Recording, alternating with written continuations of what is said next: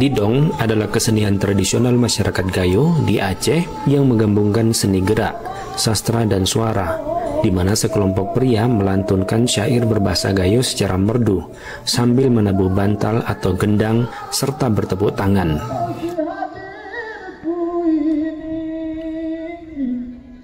Pertunjukan ini berfungsi sebagai hiburan, sarana penyampaian pesan sosial dan agama, serta media untuk memperkuat identitas dan kebersamaan masyarakat Gayo.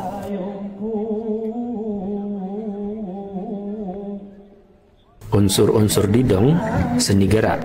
Pemain atau yang biasa disebut dengan ceh, duduk bersila atau berdiri sambil menghentakkan kaki, menggerakkan bahu dan kepala dengan ritmis.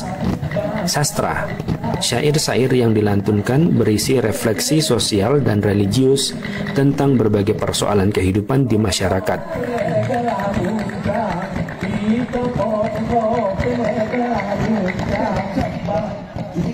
Suara dan musik melantunkan syair berbahasa Gayo dengan suara merdu, diiringi dengan tepukan tangan, tepukan bantal, atau pukulan alat musik seperti gendang.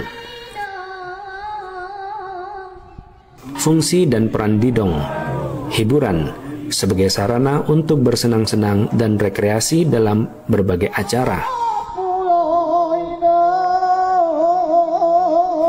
Pendidikan dan dakwah, menjadi media efektif untuk menyampaikan ajaran Islam, etika, dan nilai kebijaksanaan pada masyarakat. Sosial dan budaya, memperkuat rasa kebersamaan, solidaritas, dan identitas masyarakat Gayo. Identitas etnis, sebagai simbol kebanggaan masyarakat Gayo, dan cara melestarikan budaya serta bahasa mereka. Karakteristik pertunjukan dimainkan secara berkelompok, biasanya oleh kelompok pria yang disebut ceh-ceh dan penunung, meskipun kini juga ada kelompok wanita.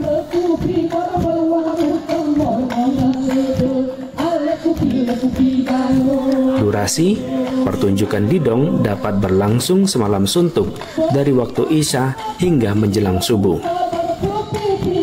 Perkembangan: seiring waktu, alat-alat musik seperti seruling dan harmonika juga digunakan selain bantal dan tepukan tangan.